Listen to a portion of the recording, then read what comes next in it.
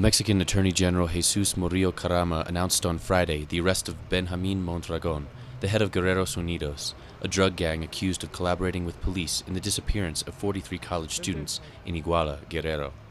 The announcement came hours after thousands of protesters marched in Acapulco to demand the safe return of the students who went missing 3 weeks ago. Mondragon was arrested Thursday at a police checkpoint on a freeway between Mexico City and Toluca.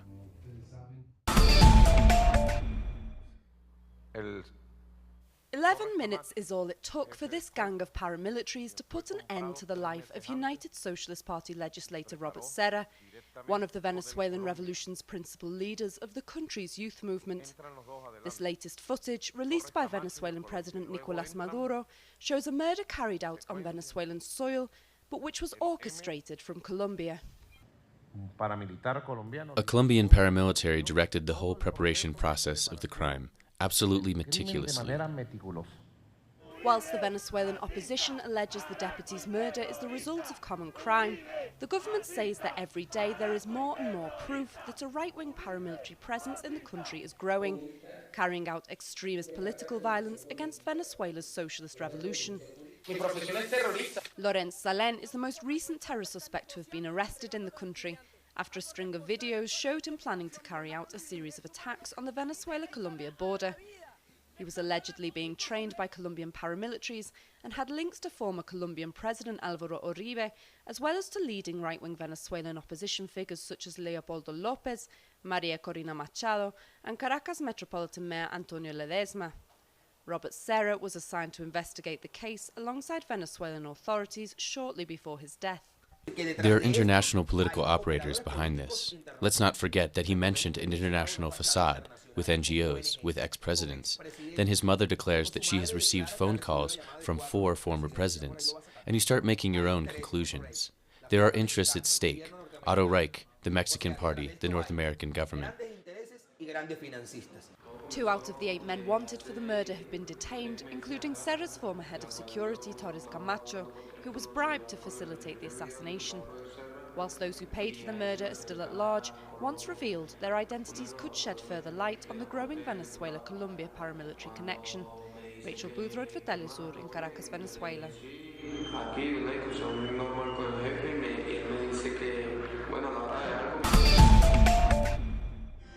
To Jerusalem we march, martyrs in our millions. This was the message from hundreds of Gazans and international activists who participated in a mass rally this afternoon in solidarity with the occupied Palestinian city of Jerusalem. Rallies began just after Friday prayers, when speeches were delivered by leaders of the Hamas movement in Gaza, Islamic Jihad leaders, and other Palestinian factions, on how the protest was a way of non-violently asserting the importance of Al-Aqsa holy site for Palestinians. Participants raised Palestinian flags and banners in support of Jerusalem, chanted for the right of return, and stated that Jerusalem's liberation could not be achieved through negotiations, calling on the Palestinian Authority's President Mahmoud Abbas to never return back to the peace talks and security coordination with Israel, and to unite Palestinian efforts to resist the occupation's regimes. For the past week, Palestinians in Jerusalem has been facing the attacks of the Israeli forces on Al-Aqsa compound. Dozens were injured and tens were arrested. This is so unacceptable. We are out today to state our full solidarity with our brothers there, and to send a clear message to Israel that we are not ignoring their attacks on our holy sites. The rally also highlighted the abuses of the Israeli state illegal occupation and illegal policies such as administrative detention and the widespread apartheid policies. Meanwhile, in the West Bank, clashes continued for the 3rd day in a row, especially after a Palestinian child, Baha Badr, 13-year-old, was shot dead by Israeli forces in the village of Beit Lakia, northwest of Ramallah, on Thursday evening. Baha was shot in the chest after Israeli forces raided his village. He suffered from severe bleeding shortly before dying at the Palestine Medical Complex in Ramallah. the killing of Baha raged, more Palestinian youth who organized sit-and protests that turned into clashes with the Israeli forces later in the day. Today, Palestinians are still struggling to put historical Palestine back on the map, as seeking justice for Israeli crimes committed since 1948. Noor Harazin, Telesu TV, Gaza. Tired of the mainstream media labelling them as criminals, residents of Argentina's marginal barrios, known here as villas, created La Garganta, a magazine that says no to advertising, is proudly autonomous and grows with the help of the collective spirit of its supporters. La Garganta Poderosa. La Garganta Poderosa is founded upon the need for social justice and due to the silencing of our issues by the mass media, who always cover the bad news about our barrios and never tell us the wonderful things that also occur. The reporters of La Garganta are all born and bred in these barrios and have found in journalism a peaceful means of protest and transformation. We run workshops on photography, writing, and soon we will have one on graphic design. This way, residents of our barrios who would like to will be able to get educated as communicators and take part in the magazine. So yes, we're constantly learning here. Todo el tiempo estamos en ese constante aprendizaje.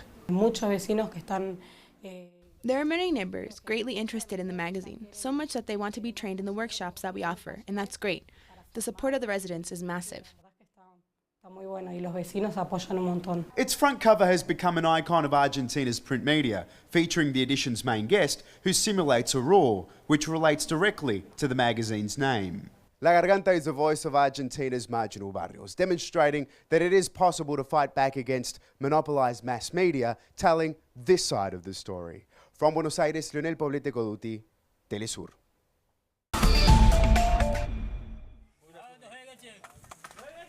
Indians are busy in preparations for their Diwali festival on October 23rd. Also known as Deepavali, the Hindu festival of lights is celebrated every autumn and marks the victory of good over evil and light over darkness. For many, Diwali is a holiday of joy, spending time in family and community and appreciating one's prosperity. It is celebrated across India and the diaspora worldwide. Facts that have marked the course of history. Productions designed in the English language and made for the English-speaking world. This is Documentary. Watch it on telesur.net/English.